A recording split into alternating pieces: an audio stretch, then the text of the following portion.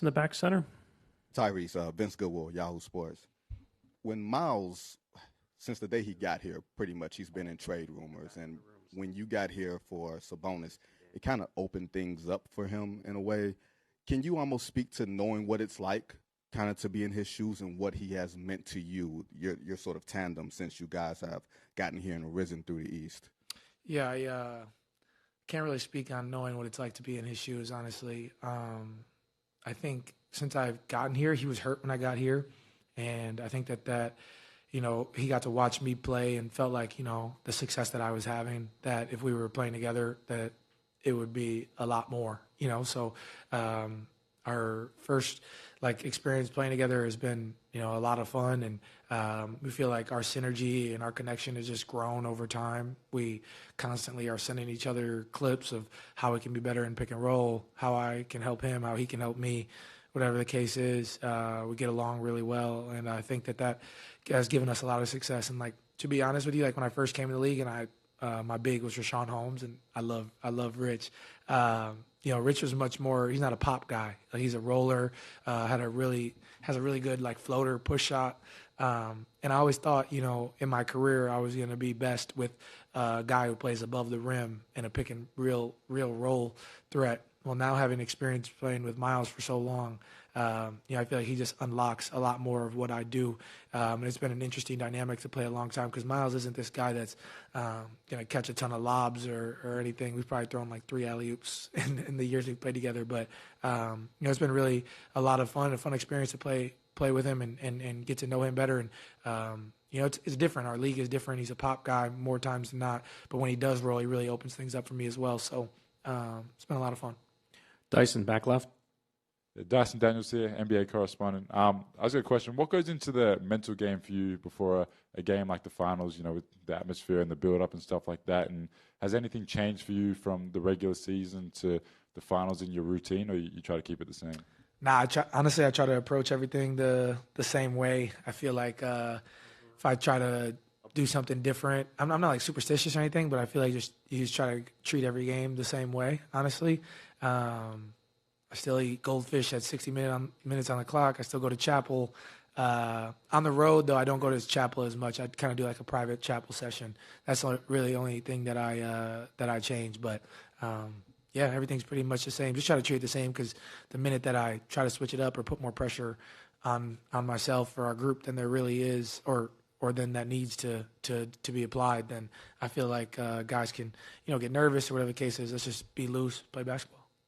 In the front on your right, Jeff. Jeff Zilgett, USA Today. Tyrese, when someone's at your level, we often hear that there's not a defense you haven't seen. So I assume you've seen everything Oklahoma City is doing with you, but what makes them different? And how do you try to combat that in such high stakes here, game after game after game? Yeah, I feel like at the point of attack, they got more guys than most teams in the NBA that are high level at the point of attack. They're really connected on the defensive end, and I feel like they mix up coverages. I think Coach Dagnall isn't afraid to just kind of do things on the fly. He doesn't do everything that's very traditional. He will, if you're trying to get a 33, he'll come double just out of nowhere. And they've really done that all year. But I just feel like they're willing to mix things up, and I think the biggest thing is just personnel. Their personnel is different than everywhere else. But, I think playing 2 games against these guys is really good. It gives me more film to watch, see where I can be better. Feel like I haven't been great by any means through the first 2 games. So, I'm just trying to take what I can to prepare me for game 3 and just trying to be the best version of myself. So just keep watching film, see where I can get better. The answers always lie in the film. Dustin, up front. Hey, Ty. Keep going on that note, just how important is off-ball execution in these guys? Just to try to keep the swarming of the defense out of the paint. Yeah, you got to mix things up. You can't give these guys the same dosage, the same look of anything. If you just try to run high pick and roll all game, they just crawl into you and really pack the paint and nothing's open. And so there's got to be a mix of things. Got to be off the ball, got to be playing off the pitch, got to be coming off ball screens, got to be you can't run the same thing consistently against these guys. You got to mix it up. So we got to do a much better job of that. I felt like I probably got caught in too many high pick and rolls, where they could really pack it in, and then we're getting shots late against the clock, especially in the first half of both games. So, we got to do a better job there, and that starts with me just getting us in better positions, playing out of different spots, all those things. So, definitely got to mix it up against these guys. Joe, up front here. We saw you limping pretty good after game 2, and just a couple minutes ago, Rick confirmed that you were feeling some discomfort. Where are you feeling discomfort? What happened? And I assume you're good to go for game 3, but just if you could tell us what's going on. Yeah, I'm fine. Really just a lower leg thing. I'll leave it at that. I don't think there's anything more to elaborate. I feel fine, and I'll be ready to go for game 3. Jamal up front.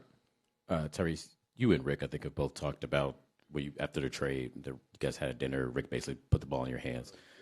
That's not always come easy for him or been sort of his ethos. Just what do you remember about that conversation and, to have a coach give you that kind of confidence and trust? Like what did that mean to you? Yeah. I think when he told me that he didn't want to call, well, really the first dinner we ever had was when I first got traded here, me, Buddy, Tristan, and him at Prime 47. And, that was just more getting to know us, more things than not. And I think we just, especially that year, like we weren't very good. We weren't going to make the playoffs or anything. So more times than not, I feel like Coach really just was letting us play and learn as young guys, which I think is important. We played a lot of young dudes. So he was just it was like baptism by fire almost. There was a couple experiences that year where I just had to figure out how we were going to be at our best.